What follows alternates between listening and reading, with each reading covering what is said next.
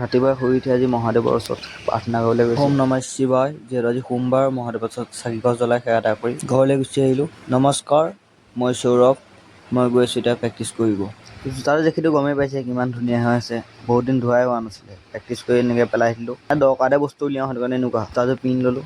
জোতাযোৰ পিন্ধি বোলো অকণমান মাৰোঁগৈ। ৰাস্তাটো দেখাইছোঁ ৰ'ব, কি ধুনীয়া লাগিছে। বাৰিষা টাইমততো এইটো পথাৰৰ ৰাস্তা বহুত ধুনীয়া হৈ থাকে। পিছত ধান লাগিব আৰু একদম সুন্দৰ হৈ যাব পৰিৱেশ। বাদ দিয়ক, বহুত কথা পাতি এতিয়া প্ৰেক্টিচ কৰোঁ। আজি ৰাস্তাত দৌৰিম যিহেতু, সেইকাৰণে ফ্ৰেণ্ডকেইটা কৰি দিছোঁ, নহ'বা চিন পেন হ'ব ন। ফ্ৰেণ্ড চেটকেইটা কৰি অকণমান দৌৰি লওঁ বোলো। ফিল্ডত দৌৰিলে ভাল, কিন্তু ফিল্ডত ইমানেই বোকা, ভৰি দাং নাখায় মানে। সেইটো কাৰণে বোলো অকণ ৰাস্তাতে প্ৰেক্টিচ কৰোঁ। নহ'বা ফিল্ড শুকাব একেবাৰে ৰখি থাকিলে প্ৰেক্টিচটো কৰা নহ'ব, ওলোটাই লষ্টহে হ'ব মোক।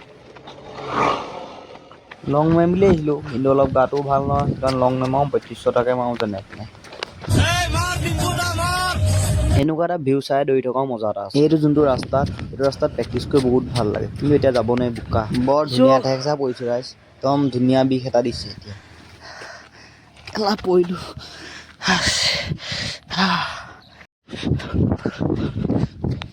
পৰিলোঁ ৰাইজ, বেয়া দুখ পালোঁ, হাতটো ভৰি গ'ল।